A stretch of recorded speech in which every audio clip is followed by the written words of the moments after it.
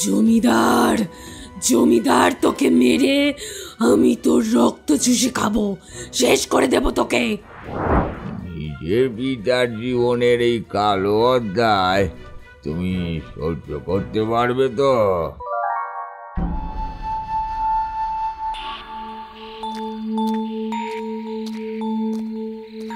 এই অতুল, এই এই তুই যে আমাকে বললি করিমগঞ্জের দিকে যাবি, তাহলে ত্রিকুটপুরের জঙ্গলের দিকে যাচ্ছিস কেন? কারণ আমরা ওই ত্রিকুটপুরের জঙ্গলেই যাচ্ছি, সেখানে চন্দন কাঠের বিরাট সম্ভার রয়েছে। নরেন, তোর মাথাটা ঠিক আছে তো? তুই কি জানিস না ত্রিকুটপুরের জঙ্গলে যাওয়া নিষিদ্ধ? ওই জঙ্গল অভিশপ্ত। কাঠ কাটা তো দূর, কেউ এই জঙ্গলে পর্যন্ত ঢোকে না। জঙ্গল আবার অভিশপ্ত হয় নাকি রে? হ্যাঁ, যত সব ফালতু কথা। আরে ফালতু কথা নয় নরেন, এই জঙ্গলে অভিশপ্ত বলেই তো কাঠুরিয়ারা পর্যন্ত এইখানে আসে না। না না না না, আমি যাচ্ছি না, আমার এত মরার শখ নেই ভাই। বোকার মতো কথা বলিস না তো অতুল। এই জঙ্গলে ঢুকলে কি হয় সেটা কেউই দেখেনি, কিন্তু এই জঙ্গলে ঢুকে আমরা কি পেতে পারবো সেটা একবার ভেবে দেখতো। একটা চন্দন গাছ কেটে বিক্রি করতে পারলে আমাদের জীবনই বদলে যাবে। কিন্তু কোনো কিন্তু নয়, আজকেই সেই রাত যেদিন আমাদের ভাগ্যের তালা খুলবে। এই দেখ, আমি কুড়ালও নিয়ে এসেছি, চল চল।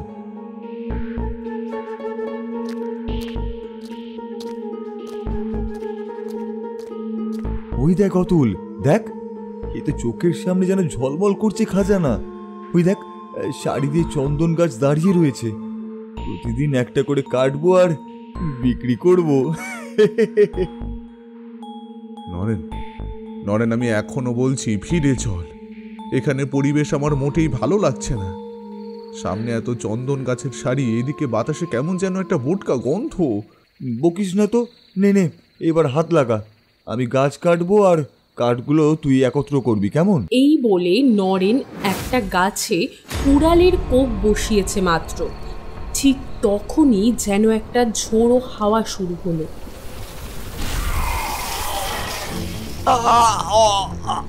অতুল, অতুল, কি আমার পা ধরে টানছে রে? আমাকে বাঁচা, আমাকে বাঁচা অতুল। নরেন, নরেন, না নরেন, পালাতে হবে আমাকে, আমাকে যে কোনো প্রকারে পালাতে হবে।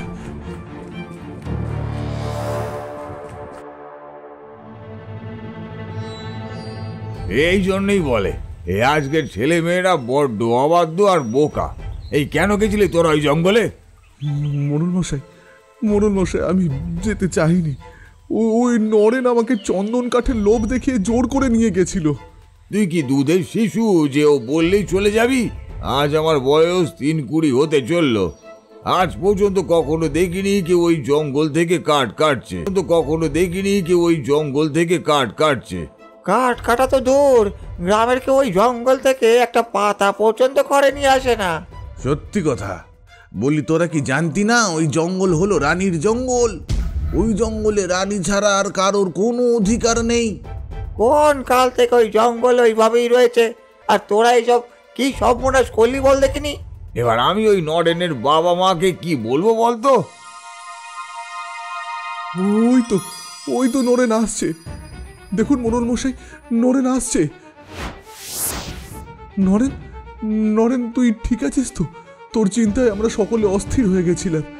অতুল বললো কাল তোকে কিসে যেন টেনে নিয়ে গিয়েছিল, এই তারপরে তুই এই ফিরলি। তুই ছিলি কোথায়?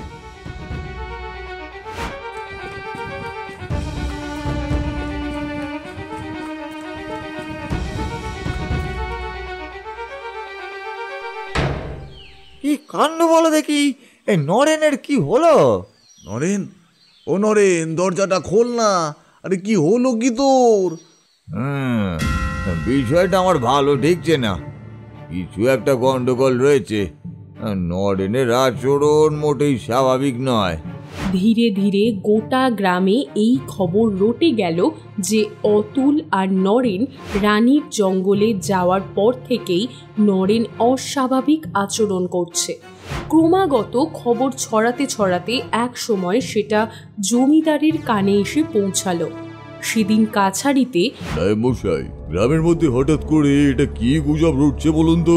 আমিও তো শুনছি জমিদার বাবু, কাছারি হোক বা বাড়িতে, সর্বত্র তো একই আলোচনা চলছে। যে ছেলে দুটো ওই জঙ্গলে গিয়েছিল তাদের মধ্যে একজন নাকি অস্বাভাবিক আচরণ করছে। কিন্তু এর পেছনে কারণটাই বা কি? তুকুটপুরের জঙ্গলকে রানীর জঙ্গলই বা বলা হয় কেন? মাফ করবেন জমিদার বাবু, আমি এই বিষয়ে সঠিকভাবে কিছুই বলতে পারবো না। তবে আপনার পিতাও ওই জঙ্গলকে খুবই মেনে চলতেন। তার মানে?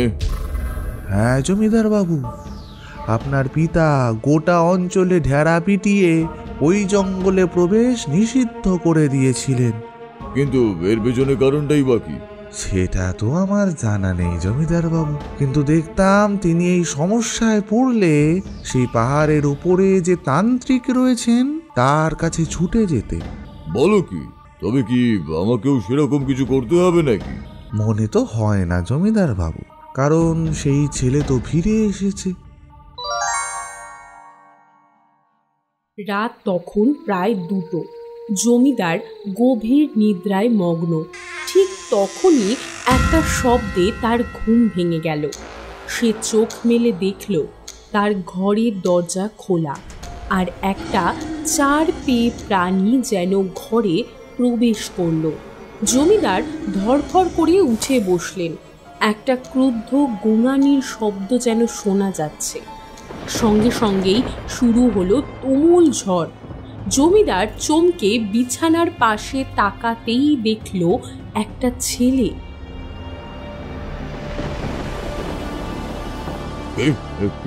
কে ওখানে? আমি এসেছি, ছাড়বো না। এই যে একজন মহিলার কণ্ঠ। এই কে আছে এখানে? শিগগিরই এদিকে এসো। এই লাঠিয়াল, এই পেয়াদা। জমিদার তোকে মেরে আমি তোর রক্ত চুষে খাবো, শেষ করে দেব তোকে। আমি কিছু করিনি, আমি কিচ্ছু করিনি। আমাকে ছেড়ে দাও। কে আছো? বাঁচাও।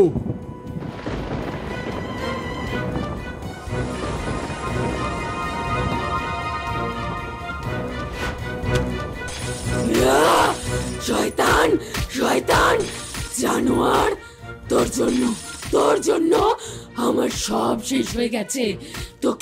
তোকে আমি ছাড়বো না। ছাড়বো না। বাঁচাও। কে আছো? বাঁচাও আমায়। শেষ করে দেবো তোকে। আরে ধর ওকে, শিগগির ধর। এই ছাড় বলছি, ছাড়। এসব কি হচ্ছে? কেউ কি আমাকে বলবে? আমি যে কিছুই বুঝতে পারছি না। আগে জমিদার বাবু, আমরাও তো বুঝতে পারছি না নরেন এইখানে এলো কি করে। আরে আর বড় জমিদার বাবুর ছবির ওপরে উঠে ও এরকম তাণ্ডব করছিল কেন?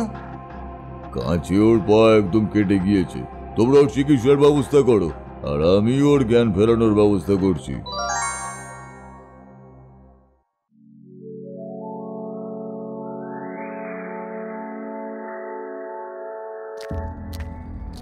জমিদার বাবু আমাকে ডেকে পাঠিয়েছেন?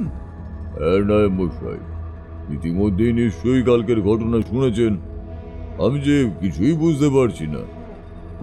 সত্যি কথা বলতে তো আমিও প্রথমে বিষয়টাকে এতটা গুরুত্ব দিইনি জমিদার বাবু, কিন্তু কালকের রাতের ঘটনাটা শোনার পরে আমিও যেন বেশ উদ্বিগ্ন হয়ে পড়েছি। আর সেই নরেন, সে ঠিক আছে তো? হ্যাঁ সে ঠিক আছে, কিন্তু কাল রাতের কথা তাই কিছুই মনে নেই। সেটাই তো চিন্তার বিষয়। জমিদার বাবু, আমি ভাবছিলাম যে আপনার পিতা পাহাড়ের যেই তান্ত্রিকের কাছে যেতেন, আমরাও যদি সেখানে একবার গিয়ে দেখি। আপনি যে আমার মনের কথা বললেন নায়েব মশাই, আমিও এই কথাই ভাবছিলাম। চলুন আমরা বরং একবার তার কাছে গিয়ে দেখা করি। এই স্থির করেই জমিদার বাবু আর নায়েব পাহাড়ের ওপরে সেই তান্ত্রিকের কাছে গিয়ে উপস্থিত হলো। পাহাড়ের ওপরে এক গুহায় তান্ত্রিকের বাস। গুহার ভেতরে ঢুকেই তারা দেখল তান্ত্রিক যোগাসনে বসে রয়েছেন, তার চোখ বন্ধ। জমিদার আর নায়েব হাত জোর করে দাঁড়িয়েছিল। ঠিক তখনই তান্ত্রিক চোখ বন্ধ অবস্থাতেই বললেন, আসতে আসতে যে অনেক দেরি করে দিলে জমিদার। আমি তো ভেবেছিলাম তুমি আরো আগে আসবে। আমি আপনার বিষয়ে তেমন কিছুই জানতাম না বাবা। আমার পিতা আপনার কাছে আসতেন, কিন্তু আমি সে অনেক কাহিনী জমিদার। নিজের পিতার জীবনের এই কালো অধ্যায় তুমি সহ্য করতে পারবে তো? আমাকে সবকিছু বলুন বাবা। নিজের প্রজার কল্যাণের জন্য আমাকে এটা জানতেই হবে। তোমার পিতা একজন অসৎ আর দুশ্চরিত্র পুরুষ ছিলেন। যেই সকল প্রজারা খাজনা দিতে পারত না, তাদের খাজনা মুকুব করে দিয়ে সে তাদের স্ত্রীদের সাথে দুষ্কর্ম করত। তাদের স্ত্রীরা আমার কাছে এসে অভিযোগ করত, কাঁদত। আমি বুঝিয়েছিলাম জমিদারকে, কিন্তু তার তখন রক্ত গরম। তিনি কোনো কথাই শোনেননি। অবশেষে তার পাপের ঘোড়া পূর্ণ হওয়ার দিন এলো। সেদিন ছিল কৃষ্ণপক্ষের তৃতীয়া। গ্রামেরই এক কাঠুরের স্ত্রী কাঠ কাটতে জঙ্গলে গিয়েছিল। জমিদারও একটা কাজ সেরেই ফিরছিল। এই যে কাঠুরে বউ, দাঁড়াও দাঁড়াও, কি নাম তোমার? জমিদার বাবু, আপনি? প্রণাম জমিদার বাবু। আগে আমার নাম রানী। রানী? বাহ, যেমন সুন্দর নাম তেমনই সুন্দর।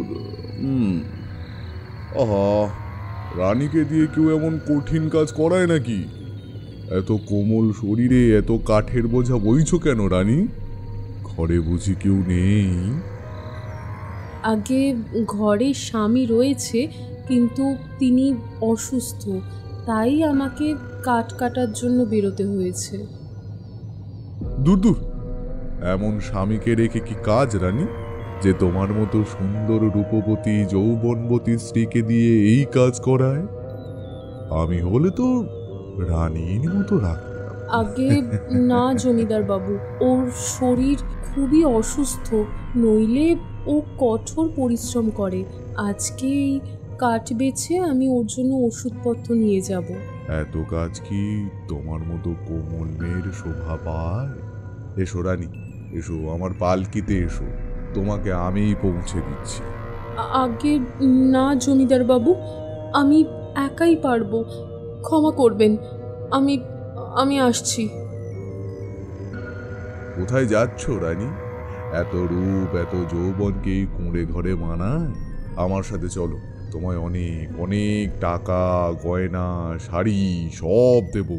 তুমি শুধু আমায় খুশি করবে, খুশি। জমিদার বাবু, আমাকে আমাকে ছাড়ুন।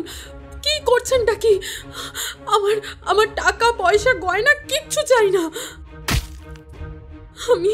আমি আমার স্বামীর কুড়ে ঘরেই সুখী। আমার নিজের সম্মান আমার কাছে অনেক দামি। ছাড়ুন আমাকে। একবার এই জমিদার নারায়ণ সাহা যার উপরে দৃষ্টি দেয়, তাকে তো নিজের না করে ছাড়ে না রানী। না না, দোহাই আপনার, না। তোমাকে উপভোগ না করে আমি কিছুতেই ছাড়তে পারবো না। তুমি যত ছটফট করবে আমি তত আনন্দ পাবো। জমিদার বাবু, আপনি অন্যায় করছেন। এটা উচিত নয়। আমাকে ছাড়ুন, আমাকে যেতে দিন।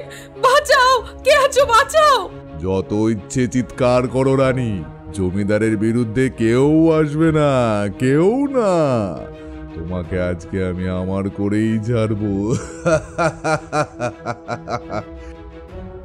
বাঁচাও, কে আছো, বাঁচাও।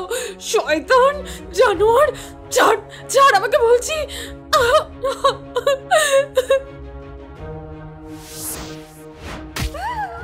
তো তুই আমার উপরে কুড়াল দিয়ে আঘাত করলি, অনেক ভালো মুখে বললাম।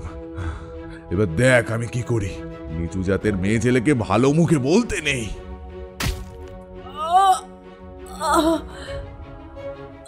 ছাড় ছাড় আমাকে, বাঁচাও বাঁচাও, ছাড় ছাড় আমাকে।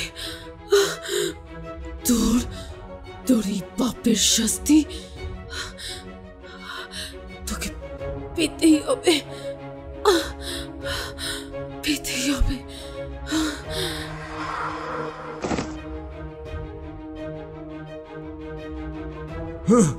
বেশি সতীগিরি দেখাচ্ছিলি না? দেখ এবার এই জঙ্গলের একটা গাছের মধ্যেই লাশটাকে ঝুলিয়ে দিয়ে লোকে ভাবে আত্মহত্যা করছে। হ্যাঁ,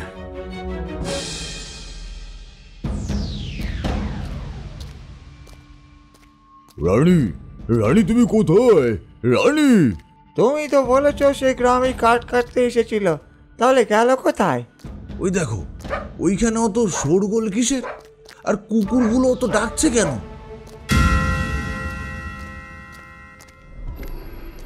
রানী, রানী, রানী, এটা কি হলো রানী? হে ভগবান, এ কি সর্বনাশ হলো রানী? হে ভগবান, এ কি বিভৎস দৃশ্য! দেখে তো মনে হচ্ছে ও আত্মহত্যা করেছে। হ্যাঁ, বেচারি অভাবের জ্বালায় আত্মহত্যা করেছে গো। আহা গো আহা। না না না, আমার রানী আত্মহত্যা করতে পারে না। তোমরা দেখছো না ওর সারা শরীর কেমন যেন ক্ষত চিহ্নে ভর্তি। রানী, রানী, এই রানী, রানী।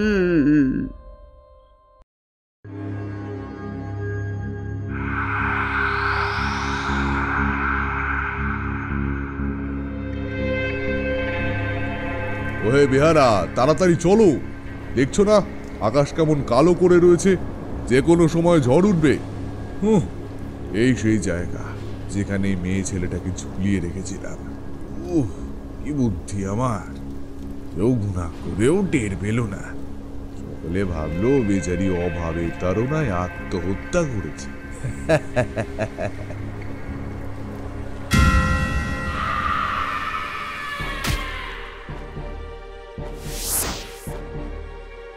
জমিদার, জমিদার, তোকে আমি ছাড়বো না। তোর জন্য আমি মরেছি। আমার বাচ্চাগুলো কাঁদছে। জমিদার! কে? কার গলা শোনা যাচ্ছে?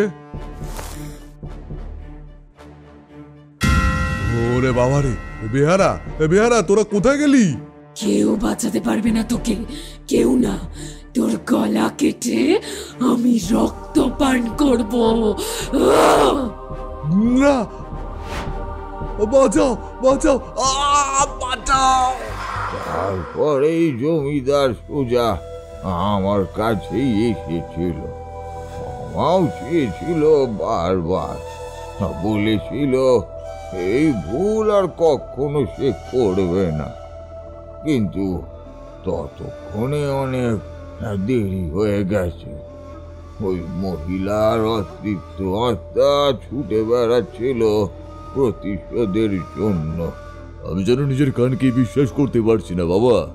আমার নিজের বাবা এতটা নোংরা কাজ করেছিল। ছি ছি ছি ছি ছি। তারপরে কি হয়েছিল বাবা? আমি জমিদারকে বলেছিলাম ওই মহিলার মৃত্যু এমন তিথিতে হয়েছে যার কোনো মুক্তি নেই। কেবল এই একটাই উপায় রয়েছে, তাকে ওই জঙ্গলের মধ্যে আটকে রাখতে হবে। সেই কারণেই ওই জঙ্গলকে আমি মন্ত্র দিয়ে বন্ধ করে রেখেছিলাম। গ্রামের সকলকে নিষেধ করা হয়েছিল যাতে কেউ সেখানে না যায়। আর এত বছর পরে গ্রামের দুটো ছেলে সেই জঙ্গলে যেতেই তাদের একজনের মধ্যে ভর করে সেই আত্মা বেরিয়ে আসে। হ্যাঁ, সে নিজের প্রতিশোধ পূরণ করার জন্যই এসেছিল, কিন্তু এসে দেখে বাবার আগেই মৃত্যু হয়েছে, তাই সে ওইভাবে ছবিটাকেই ভাঙছিল। একদম ঠিক, আর কোনো ভয় নেই। সে আত্মা এবার মহাশূন্যের দিকে চলে গিয়েছে, কারণ এতদিন সে যে উদ্দেশ্যে ওই জঙ্গলে আটকে ছিল সেটা আর নেই। এবার থেকে তোমরা নির্বিঘ্নে ওই জঙ্গলে যেতে পারবে।